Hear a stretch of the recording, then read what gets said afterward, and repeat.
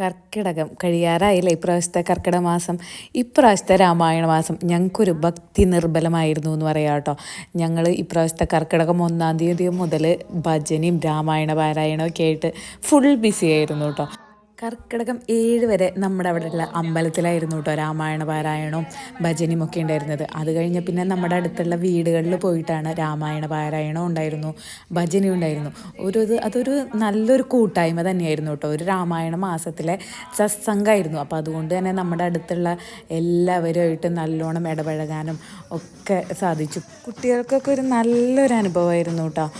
വീടുകളിൽ പോയി നാമം ചൊല്ലുക, പുതിയ പുതിയ നാമങ്ങൾ പഠിക്കുക, ഭജനകൾ പഠിക്കുക, രാമായണത്തിൻ്റെ കഥകൾ കേൾക്കുക, അതൊക്കെ ഒരു നല്ലൊരു കാര്യമായിരുന്നു കേട്ടോ. ഒരു നല്ലൊരു കൂട്ടായ്മയായിരുന്നു. അങ്ങനെ ഇന്നത്തെ രാമായണ പാരായണവും ഭജനയും ഒക്കെ കഴിഞ്ഞിട്ടുണ്ട്. അപ്പോൾ പൂജയൊക്കെ കഴിഞ്ഞു. ഇനി പ്രസാദം മേടിക്കാൻ നമുക്ക് സ്വീറ്റ്സും പ്രസാദവും ഒക്കെ കിട്ടും കേട്ടോ. പ്രസാദം മാത്രമല്ല കേട്ടോ, ഇന്നത്തെ ഡിന്നറും നമ്മുടെ ഈ വീട്ടിൽ നിന്ന് തന്നെയാണ് കേട്ടോ.